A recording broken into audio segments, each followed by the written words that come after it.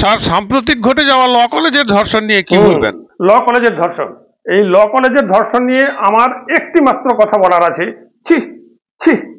কারণ এটা নিয়ে কেন এত সমালোচনা হচ্ছে? আমাদের পার্টির ছেলে আমাদের পার্টির মেয়েকে ধর্ষণ করেছে, আচ্ছা, তাতে এত সমালোচনা করার কি আছে? দেশে কি কোনো আইন শৃঙ্খলা নাই নাকি? সংবিধান বলে কিছু নেই? নিজেদের পার্টির ছেলে নিজেদের পার্টির মেয়েটাকে ধর্ষণ করেছে, এতে এত সমালোচনা বিরোধীরা একেবারে উত্তাল করে দিচ্ছে। আমাদের দেশে আইন শৃঙ্খলা আছে, সংবিধান আছে, সমস্ত কিছু রয়েছে, তো এত সমালোচনা করার কি আছে? আর তাছাড়া ওরা তো আর প্রত্যেকদিন ধর্ষণ করছে না, প্রত্যেকদিন কোথাও ধর্ষণ করতে চলে যাচ্ছে না, যেদিন একটু নেশা টেশা করে সেদিন ধর্ষণ করতে। এত সমালোচনা। নেশাটা কবে কবে করে স্যার?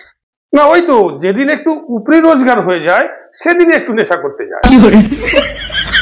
উপরি রোজগারটা আবার কোন দিন হয়? তা ধরুন সপ্তাহে এক দুদিন তো একটু উপরি রোজগার হয়েই যায়। সপ্তাহে মাত্র এক দুদিন? সেরকমই ধরে নিতে পারেন, কিন্তু আমি বলছি এটা তো ব্যক্তি স্বাধীনতার ব্যাপার। নিজেদের পার্টির মেয়েকে নিজেদের পার্টির ছেলেরা একটু ধর্ষণও করতে পারবে না, তাও আবার উপরি রোজগারের ফলে একটু নেশা টেশা করে ফেললে। এটা কি ধরনের ব্যবস্থাপনা? বিরোধীরা শুধু শুধু সমালোচনা করছে। বলি, ও বিরোধী বাবু, শুধু শুধু সমালোচনাটা কেন করছেন?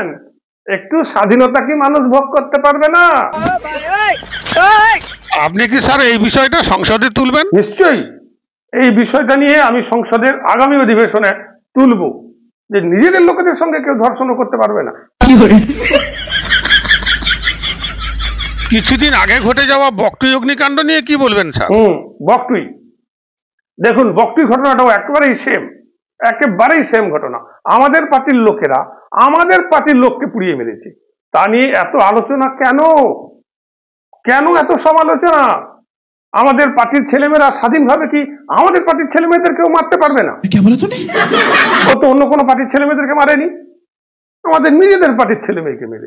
এটাও সংসদে তুলবেন? অবশ্যই, পরবর্তী অধিবেশনে আমি এই বিষয়টা নিয়েও সংসদে তুলব। সম্প্রতি এক মহারাজের বিরুদ্ধেও ধর্ষণের অভিযোগ উঠেছে, কি বলবেন? দেখুন, এ ব্যাপারেও আমি একই কথা বলবো, কারণ সেই মহারাজ যাকে ধর্ষণ করেছেন তিনি তার কাছের মানুষ। আপনারা ভেবে দেখুন, তিনি ওই ভদ্রমহিলাকে আশ্রয় দিয়েছিলেন, তো নিজেদের লোক, কাছের মানুষ মানে নিজেদের লোক, নিজেদের লোককে ধর্ষণ করতে পারবে না? এটুকু ধর্ষণ করার অধিকারও তার থাকবে না? কি ধরনের কথা বলছে?